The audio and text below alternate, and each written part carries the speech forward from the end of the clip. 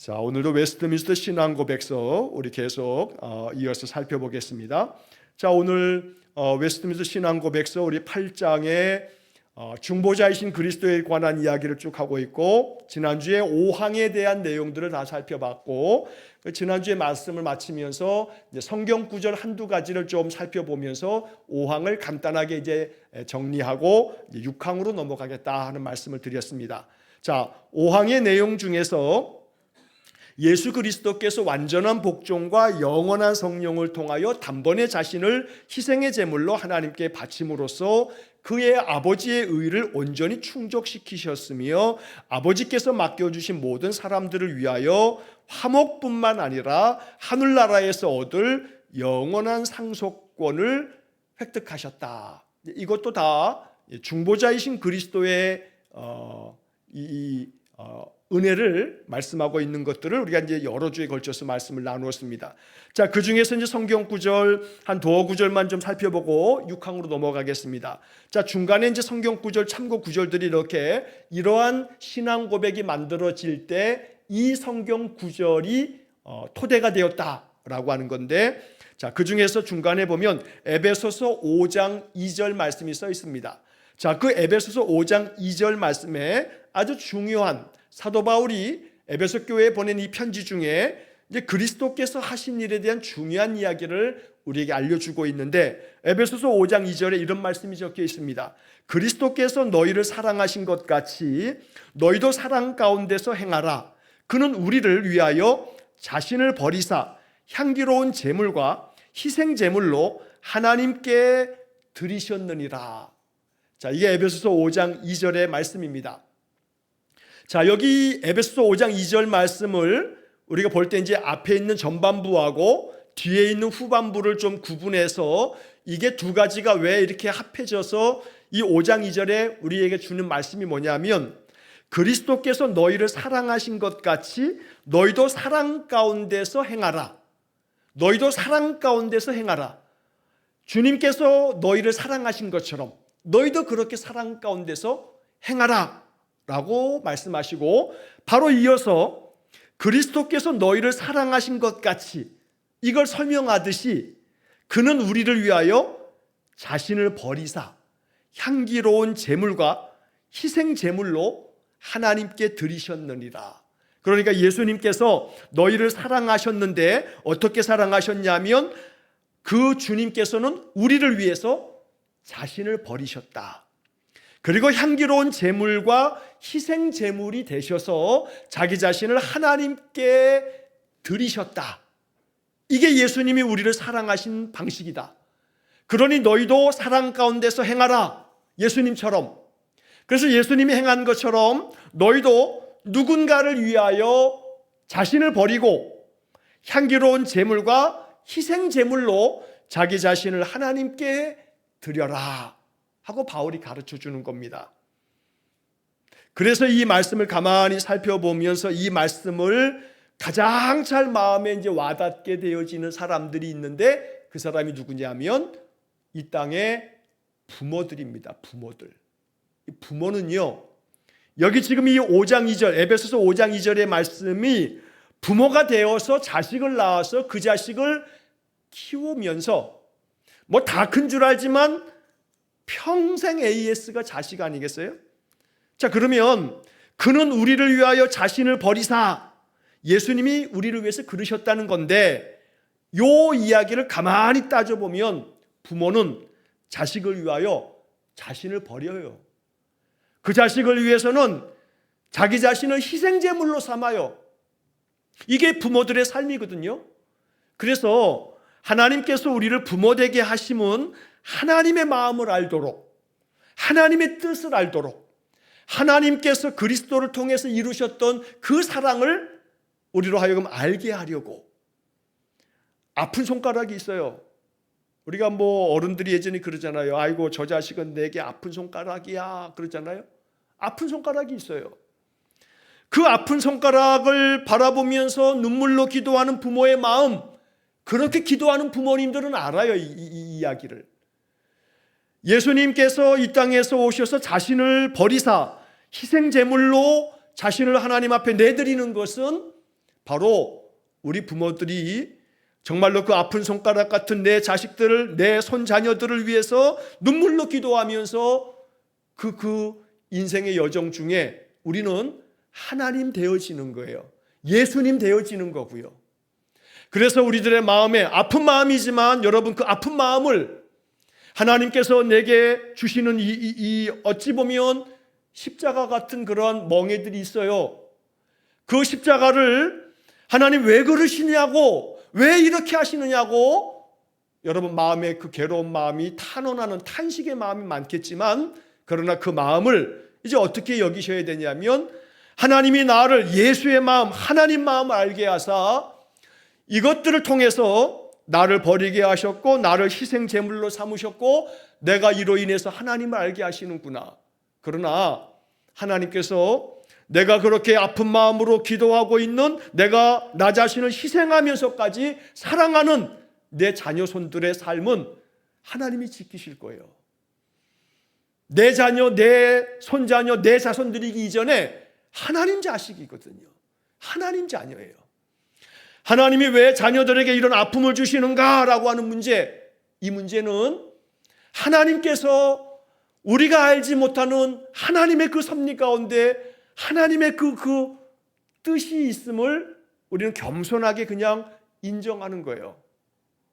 왜 그러셨는가라고 하는 건 나중에 하나님 나라 가면 알게 될 거고, 그때 가서도 모르겠거든 하늘나라 가서 우리 따지자고요. 그런 멍해가 있어요. 그런 아픔이 있어요. 저희 가정에 제가 이제 형제 제 밑에 남동생이 3살 터울로 밑에 남동생이 하나 있고, 저희 어머니가 예수 안 믿을 집안이었어요. 저희 그 외가 쪽도 친가 쪽도 예수 안 믿을 집안이야. 예수 없는 집안이고. 그런데 다 망하게 하셔서 아버지가 저 신당동 그 시장에서 이렇게 옷가게도 하고 뭐 그랬던 시절이 있었다 그래요. 옛날 사진에 보면 그 옷가게 앞에 유모차 안에 담겨 있는 저를 사진에서 볼 수가 있어요. 그런데 옛날에 예수 안 믿는 사람 남자들 다 이거 맨 이거에 이거면 망조죠. 우리 집이 그렇게 망조였어. 그래서 저 의정부에 가서 이사해서 살다가 거기서도 망조지 무슨 벌은 누구한테 준다고 남 줘요? 그러니 개벌은 남 주냐고 하는 말처럼 그 또 망조. 그래서 간 곳이 동두천이 지금이야 미군들 다 철수하고 막 그랬습니다만 옛날엔 기지촌이라고 불렸던 거 아니에요? 다 실패한 사람들이 마지막 정착지처럼 모이는 것처럼 여겨졌어요. 기지촌 그렇게. 자, 그렇게 망조로 거기까지 내려가게 됐어요. 자, 저희 아버지가 계모 밑에서 자랐거든요. 말 그대로 계모. 콩쥐팥쥐에 나오는 계모. 6.25 전쟁 때 할머니가 돌아가시고 이제 할아버지가 이제 다시 재혼을 하셔서 그 할아버지가 다시 재혼한 그 할머니를 통해서 자녀들이 쫙 태어나고 저희 아버지가 맏이었단 말이에요. 그 밑에 동생들은 다 배다른 동생이지. 근데 말 그대로 계모. 결혼하고 이렇게 이제 인사를 드리러 갔는데 저희 할머니가 할아버지 시켜서 어떻게 됐는지 하여간 야, 저희 아버지가 성함이 홍도인데 홍도야 너 그냥 사촌이라고 해라. 그게 우리 아버지가 충격 먹었어요. 아마 뭐 명절 때 인사드리러 갔든지 결혼하고 첫 번째 명절 때 갔다고 그러는데 그 사촌이라고 해라 하니까 이게 충격 먹은 거예요. 그래서 거기 연을 끊고 이제 단절하고 살았죠. 망했어. 다 망해. 동두천까지 갔어. 거기 가서도 이거 개벌은 남 줘요? 그러니 아버지하고 어머니가 맨날 하는 건 싸움밖에 없죠. 자, 그러던 집안에 단칸 새방에 그러던 집안에 그 주인집 아주머니가 신실한 예수 믿는 집사님이셨어요. 이숙희 집사님이라고. 자, 그 집사님이 진정이 엄마 교회 가자 또 그러면서 교회 따라 나갔어요. 억지로 그냥 한번 따라가 주는 거죠. 그게 그 발걸음이 예수 믿는 집안 되게 만들었어요. 예수 믿는 집안이 되고 난 다음에 우리 집안에 하나님이 부으신 은혜가 있어요. 자, 그래서 아버지도 나중에 다 예수 믿게 되고, 그러면서 우리 집은 완전히 다른 삶이 되어버렸어요. 그리고 그 집에 하나님께서 큰 아들은 목사로 삼으셨고, 그러나 작은 아들은 우리 아버지 어머니의 아픈 손가락이 되었어요. 왜냐하면 잘 대학도 나오고 그러면서 이제 취직도 하고 이제 그러다가 청년 때 병에 걸렸어요. 조울증의 병에 걸렸어요. 지금은 이제 정신지체 장애인 등록이 되어서 그렇게 이제 지내고 있지만, 제 부모님에게는 이게 아픈 손가락이에요. 아픈 손가락. 그 아들 때문에 이 애끓는 마음으로 오랜 세월을 보냈어요. 중간에 한번 벌써 한 20년, 이제 30년 가까이 다가오는데, 중간에 한번 발병이 되고 난 다음에 한 5, 6년 지나고 재발이 한번 됐다가, 그리고 지금까지 오랜 세월 동안 잘 지내다가 지난 겨울에 다시 이제 세 번째, 이제 첫 번째, 두 번째, 이제 세 번째 재발이 되는 거죠. 이제 그래서 병원에 입원해서 한 석 달 가까이 있다가 이제 이달 초에 이제 퇴원을 시켰어요. 잘 회복이 됐어요. 왜 이 말씀을 드리냐면, 제가 이제 이 에베소서 5장 2절 이 말씀과 같이 우리 어머니에게 드리는 말씀이 그건 거예요. 하나님께서 이 아들이 어머니에게는 아픈 아들, 아픈 손가락 같은 아들이지만, 그러나 그걸 통해서 우리 어머니는 하나님 마음을 알아가는 거죠. 자기를 버려야 되고 자기를 희생제물로 삼아야 되는 거예요. 이것이 저는 믿어요. 우리 어머니의 신앙을 더 깊게 만들고 하나님 알게 할 줄로 믿어요.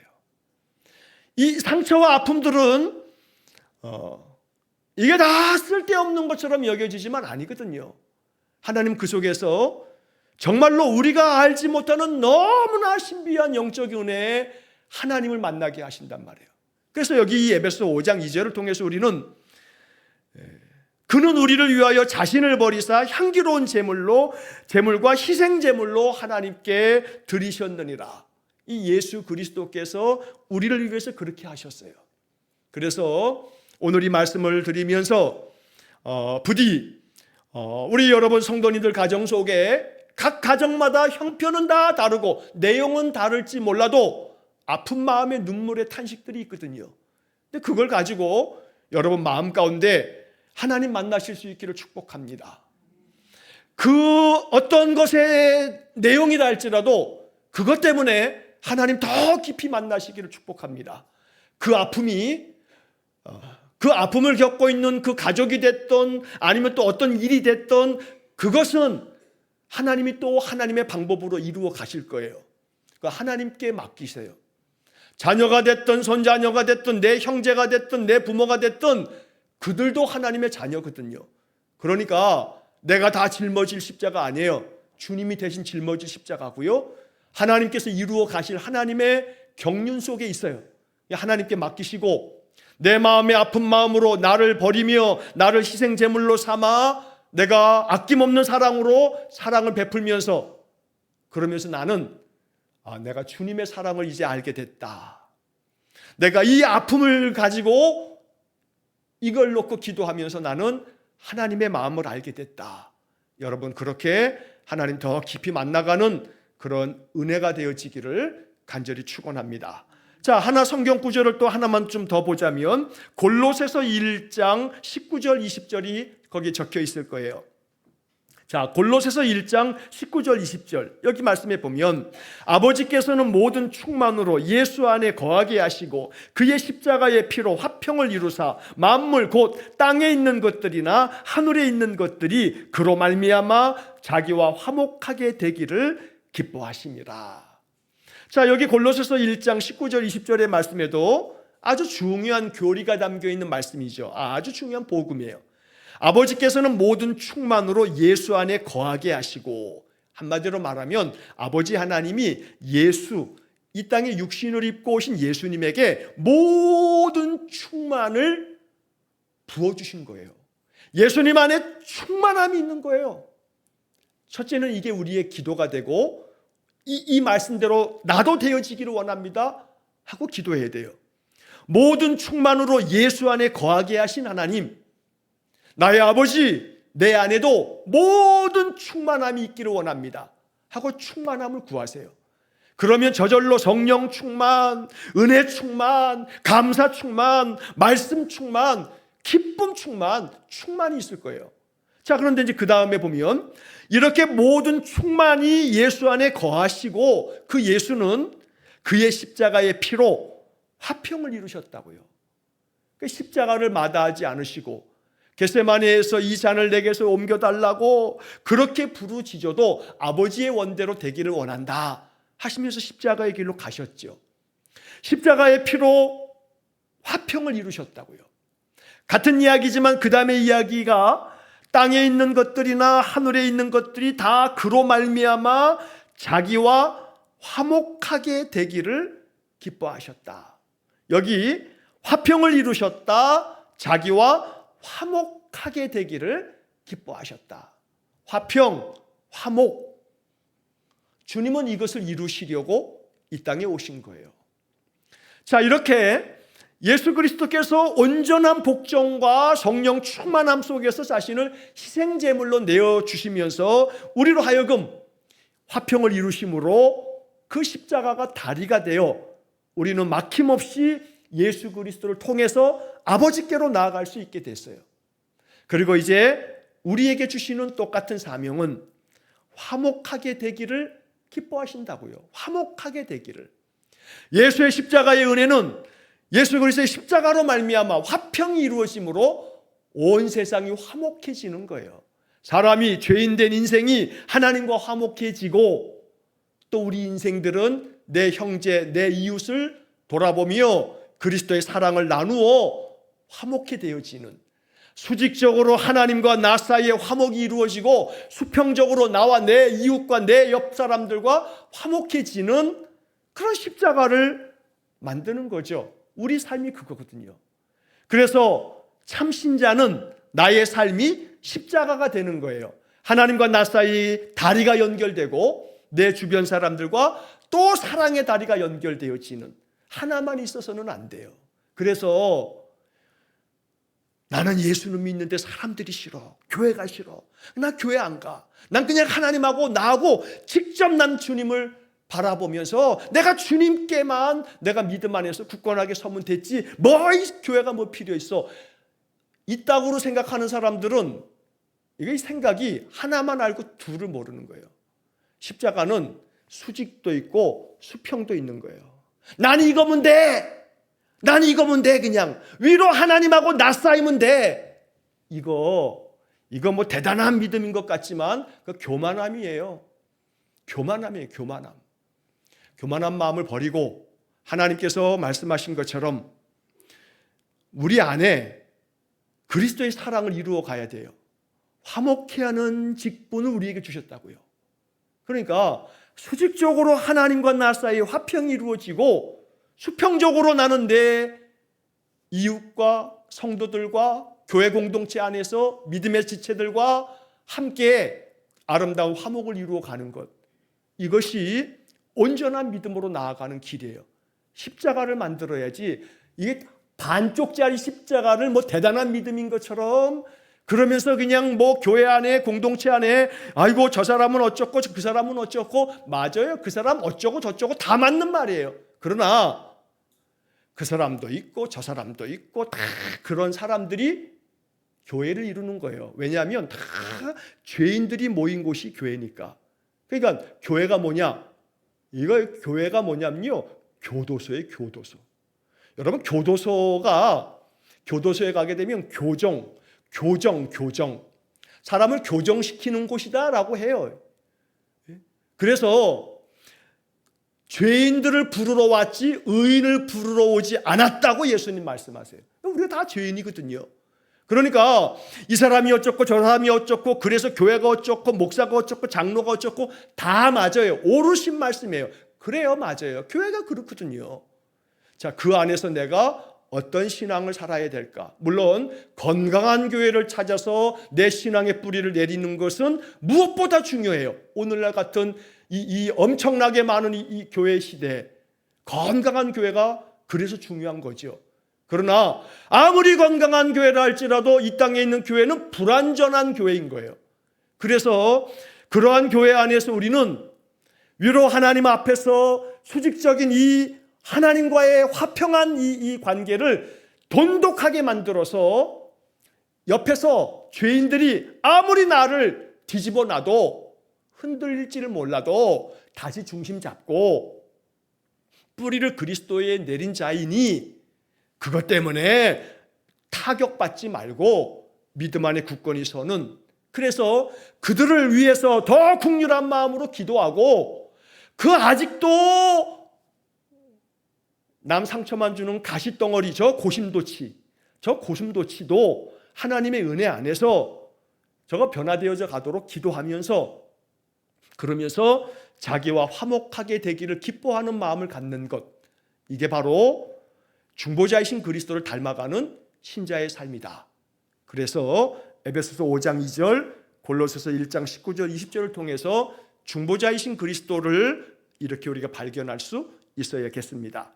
자, 이제 그 다음에 이제 6항으로 넘어가겠습니다. 오늘 6항의 이제 이야기인데, 자, 6항의 내용을 먼저 좀 읽어보면, 그리스도께서는 성육신 하시기까지 구속사역을 실제로 성취하시지 않았다 할지라도 구속의 힘과 효력과 혜택은 세상 처음부터 오늘까지 계속적으로 모든 택한 사람들에게 전달되었다.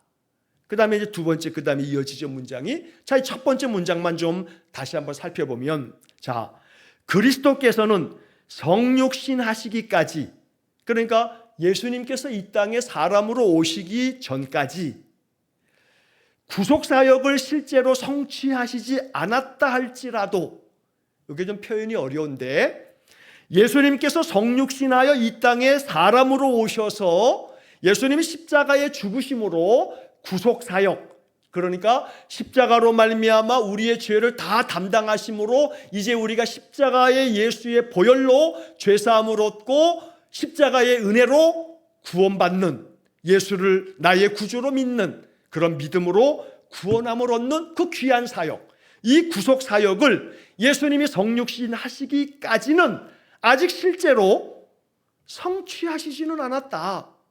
왜냐하면 예수님이 사람의 몸을 입고 이 땅에 오셔서 십자가를 지어 대속의 제물로 십자가의 죽으심으로 어린 양의 예수의 피로 우리가 우리의 죄사함을 얻게 되는 것이니까, 예수님이 아직 성육신 하시기까지는 이 구속사역이 실제로 아직 성취되지 않은 그런 단계가 아니냐. 그런데 그렇다 할지라도, 아직 구속사역이 실제로 성취되지 않았다 할지라도 예수님의 그 구속사역이 없었던 거냐? 그건 아니다 라는 얘기를 하는 겁니다. 자, 뒤에 있는 문장까지를 좀 보시고 난 다음에 다시 한번 이걸 묶어서 설명을 드리겠습니다. 자, 예수님께서 성육신 하시기 전에는, 성육신하여 이 땅에 사람으로 오시기 전에는, 십자가에서 십자가에 피 흘려 죽으시기 전에는 구속사역이 성취되지 않았다. 그렇다 할지라도 예수 그리스도의 구속의 힘과 효력과 혜택은 세상 처음부터 오늘까지 계속적으로 모든 택한 사람들에게 전달되었다. 그러니까 예수님의 그 십자가에 피 흘리시는 구원의 은혜, 이것이 이루어지기 전에도 성삼위 하나님 그리스도 예수님의 그 구속의 힘과 효력과 혜택이 세상 처음부터 아담과 하와가 타락하여 이 땅에 하나님께로부터 에덴에서 쫓겨날 그때서부터 오늘까지 계속적으로 이 구속의 힘과 효력과 혜택이 모든 택한 사람들에게 전달되었다. 지금도 전달되고 있다라고 하는 거예요. 이게 진짜 복음이죠. 자, 그래서 우리는 이 첫 문장을 통해서 이제 뭘 받아들이면 되는 거냐면, 구속의 힘, 구속의 효력, 구속의 혜택. 이 구속이라고 번역을 해놓으니까 조금 우리가 좀 낯선데, 구원이라고 하자고. 구원의 힘, 구원의 효력, 구원의 혜택, 이것이 오늘까지도 계속적으로 모든 택한 사람, 바로 나에게 전달되고 있다는 거예요. 전달되었고 전달되고 있어요, 지금도. 그래서 이 구원의 힘, 구원의 효력, 구원의 혜택에 대해서 우리가 깊이 이제 말씀 안에서 묵상하는 거죠. 그러니까 제가 자주 말씀드리는 것처럼 구원받았어요? 하는 구원파의 질문이 아니라 구원받았느냐라고 하는 구원받는 것 자체를 하늘나라 가는 것으로만 생각하는 그런 것이 아니라 이 구원은 언제나 나의 삶 속에서 날마다 누려야 할 하나님의 은혜라는 거예요. 이 구원은. 그래서 구원의 힘, 예수 그리스도께서 우리에게 선물로 값없이 주신 구원의 이 선물, 이거는 힘이 있다는 것을 신앙 고백해야 되는 거예요. 나 믿습니다. 구원의 힘이 있다는 것을. 구원의 힘이 있어요. 하나님 우리를 건져내 주세요. 우리를 구원해 주세요. 하나님 오늘도 나를 구원해 주세요. 구원의 힘이 내 마음에 작동되고 구원의 힘이 나의 삶의 영역 가운데 임하게 해주세요. 이렇게 기도하는 거예요. 오늘도 하나님 아침에 눈을 뜹니다. 오늘 한 날도 하나님의 구원의 힘이 나의 삶 속에 역사하는 힘이 되게 해주십시오. 예수님의 이름으로 기도합니다. 아멘. 아침에 한 번 기도하는 거예요. 이 기도할 때 1분도 안 걸려요. 내 마음에 언제나 말씀을 들으면서 듣는 말씀이 기도가 되도록, 하나의 기도의 문장이 되도록. 제가 그래서 여러분 주보에다가 그 주보 우리가 넘기면 그 안쪽에 왼쪽에 보면 그날 본문에 대해서 제가 새 번역이 됐든 쉬운 성경이 됐든 다른 번역도 실어두고 다른 번역을 읽어가는 게 이게 중요한 성경 하나님의 음성 듣는 법이기 때문에 이제 그러면서 설교 중에 그래도 마음 가운데 이렇게 생각해야 될 와닿는 것들을 적도록 빈칸을 남기고 그 다음에 맨 밑에다가 짧은 한 줄 기도라고 이렇게 메모할 칸을 만들어 놨어요. 이거를 성실하게 하는 사람들이 몇 분 계세요. 이걸 성실하게 하시는 분들이 몇 분 계세요. 한 줄 기도를 성실하게 한 줄을 써는 거예요. 설교를 듣고 집에 돌아가셔서도 오늘 말씀을 생각하면서 한 줄 기도, 한 문장 기도, 이 한 줄 기도를 자꾸 매주마다 쉼 없이 한번 부단히 써보세요. 그러면 여러분들의 깊은 영성을 만들어내요. 여러분 이거 정말로 귀한 권면이니까 한번 해보세요. 주보를 가지고 그렇게 성실하게 하시는 분들이 몇 분 계세요. 여러분 그렇게 한 줄 기도로 오늘 이렇게 말씀을 들을 때 구속의 힘이 있다, 구원의 힘이 있는데 그 힘이 오늘까지 계속적으로 모든 택한 사람들에게 전달되었다. 이게 신앙 고백이라고요. 이렇게 신앙 고백하는 거예요. 그러면 이 신앙 고백을 아침마다 고백하는 기도로 하는 거죠. 오늘도 구원의 힘이 내 마음, 내 감정, 내 의지 가운데 전달되어 오늘도 주의 손에 붙들려 주님의 힘으로 살게 해주세요. 예수님의 이름으로 기도합니다. 아멘. 이렇게 한 문장을 아침에 이부자리 속에서 한번 마음속에 다 묵상하며 기도하고 난 다음에 일어나 보시라고요. 마음이 달라져요. 영이 달라요. 영이. 그래서 우리는 다른 영을 가지고 사는 사람이어야 돼요. 세상 모든 사람들 다 영적인 존재죠. 하나님이 영을 집어넣었거든요. 근데 그 영이 비었어. 텅텅 비었어. 그래서 그 안에 예수의 은혜가 아까 보았던 골로새서의 말씀처럼 충만해져 있어야 할 그 영이 깡통처럼 비어 있어요. 세상 사람들이요. 우리는 그리스도의 영으로 충만한 사람들이거든요. 영이 달라요. 그러므로 구원의 힘을 믿고 선포하셔야 돼요. 그 힘을 의지하셔야 돼요. 그 힘을 경험하셔야 돼요. 자, 그 힘의 효력이 나타나면 여기 힘, 효력, 혜택 이 단어가요 기가 막힌 단어예요. 여러분 이거 정말 감격적인 단어거든요. 예수 믿는 사람이 구원받은 사람이 힘이 없으면 안 돼요. 또 그 구원의 효력이 경험돼야 돼요. 여러분 어떤 약을 먹었는데 어떤 건강보조식품을 먹었는데 와, 이거 내가 한 달, 두 달 이걸 먹어봤더니 막 효력이 느껴져. 그러면요, 이 사람이요, 전도사가 돼버려요. 전도사가 돼. 심지어 진짜 맛있는 집을 발견하면 이 사람 그 집에 대해서도 전도사가 돼. 하물며, 야, 그 집 되게 맛있더라, 야. 한번 가자. 그러면서 데려가기도 해. 진짜 전도사가 돼. 근데 구원의 힘과 구원의 효력을 맛봤는지 경험했는지는 알 수 없으나 구원의 힘과 구원의 효력을 경험했다면 당연히 전도사가 아니라 목사가 돼야죠. 아니, 식당에 대해서는 그렇게 전도사가 돼서 야, 그 식당 맛있다, 그 식당 가보자 하면서 데리고까지 가면서 구원의 힘, 구원의 효력을 누리면서 경험했으면서 그걸 알면서 전도사가 되지 않는다면 이거는 참 이상하죠. 이상한 거예요. 그래서 구원의 힘과 구원의 효력을 우리가 맛봐야 돼요. 맛봐야 돼요. 누가 전해주는 걸로는 안 돼요. 맛봐야 돼요.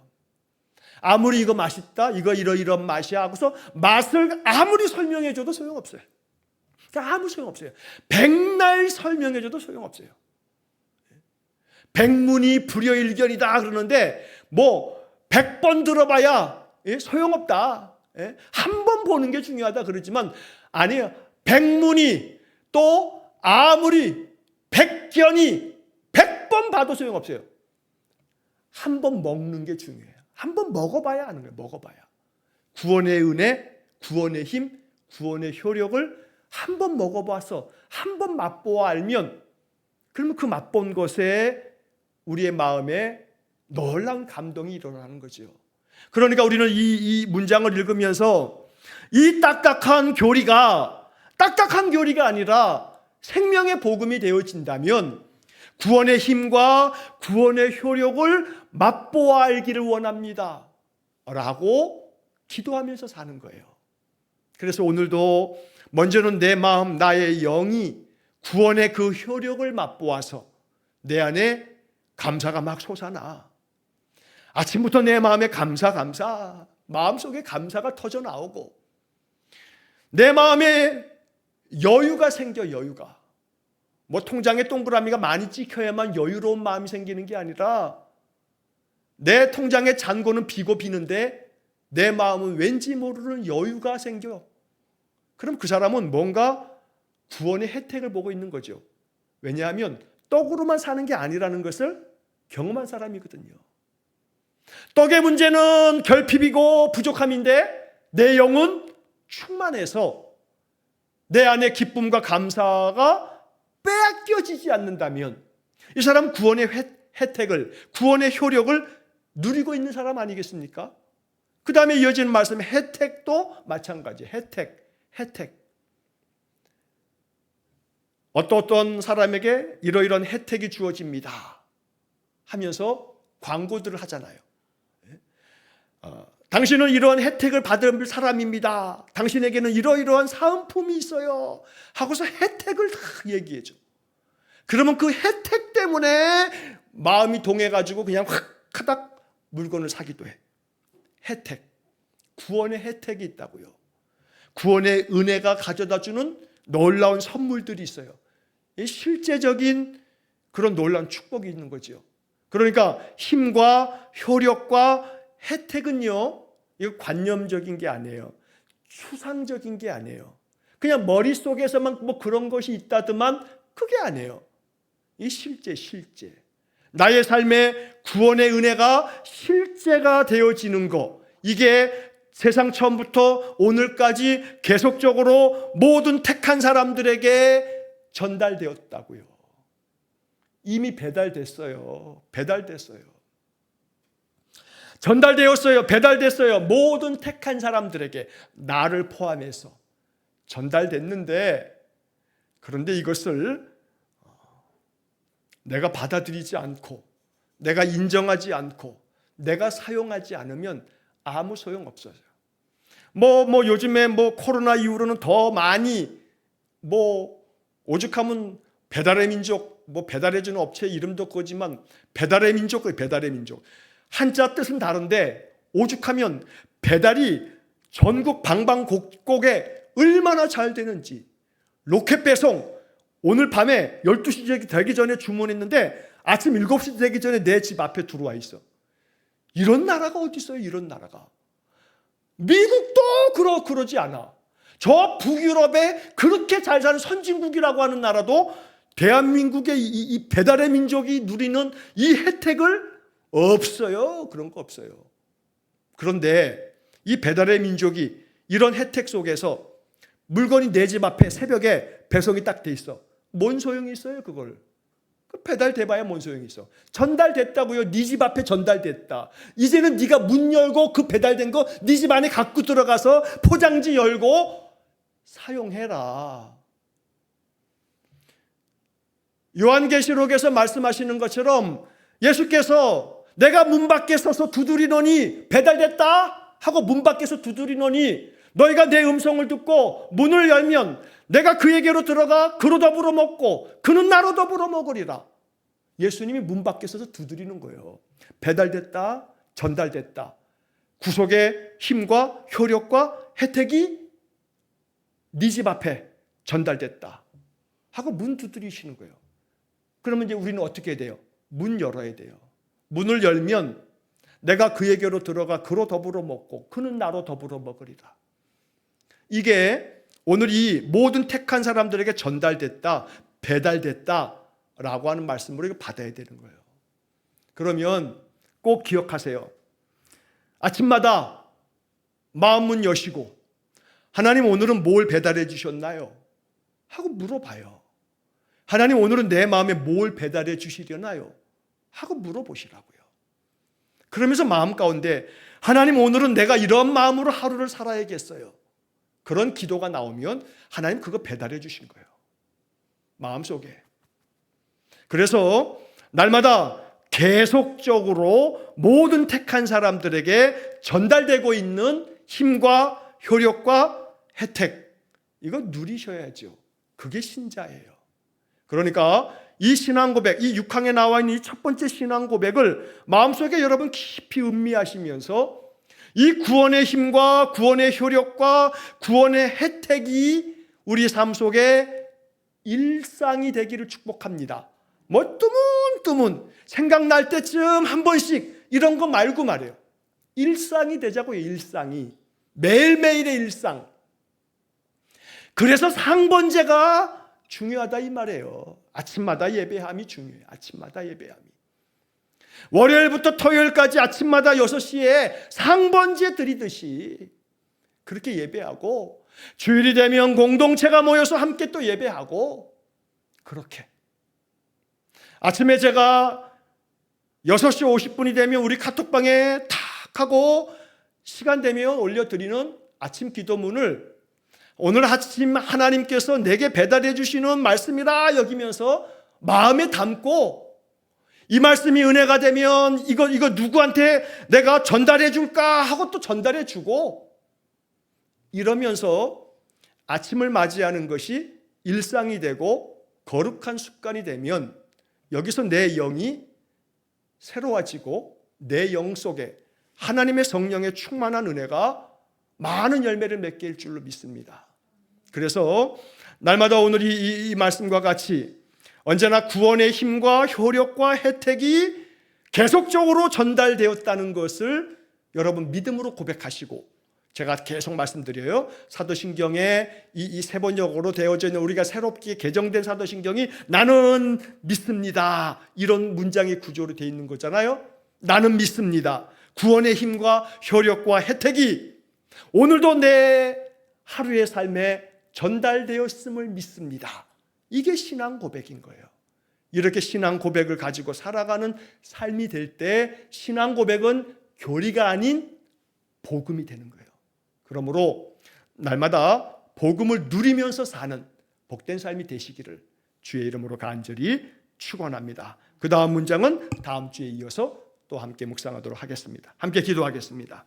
자비로우신 아버지 하나님, 예수 그리스도를 통해서 이루시는 놀라운 화평과 화목이 나를 통해서 이루어지도록 내 삶을 통해서 십자가를 이루어가는 우리 성도들 되기를 원합니다. 그래서 더러는 부모로 조부모로 더러는 형제 자매가 되어서 내가 저들을 위해서 아픈 눈물로 기도해야 하는 많은 것들은 우리 주님의 마음을 알아가게 하시는 하나님의 섭리 가운데 있음을 알고 하나님께 맡기고 하나님 의지하면서 기도하면서 그 모든 과정 속에서 중보자이신 예수님을 닮아가게 하시고 그리스도 예수께서 이루어 가시는 구속의 힘과 효력과 혜택이 계속적으로 내 삶 속에 전달되고 있음을 기억하여 이 주님의 놀라운 구원의 축복을 마음껏 누리며 사는 우리 성도들 되게 해 주옵소서. 오늘도 이 신앙 고백이 내게는 복음이 되고 내게는 능력이 되어서 날마다 이것이 우리의 삶을 놀랍게 변화시키는 하나님의 축복이 되게 해 주옵소서. 예수님 이름으로 기도하옵나이다. 아멘. 우리 구주 예수 그리스도의 은혜와 하나님 아버지의 극진하신 사랑과 성령의 교통하심이 날마다 우리에게 주시는 말씀들이 우리의 심장 패부 깊은 곳, 영혼 깊은 곳까지 이 말씀 새겨지고 이 말씀들이 30배, 60배, 100배의 결실을 맺어지기를 간절히 소원하며 기도하는 머리 숙인 귀한 성도들 위해 영원토록 함께 하시길 축원하옵나이다. 아멘.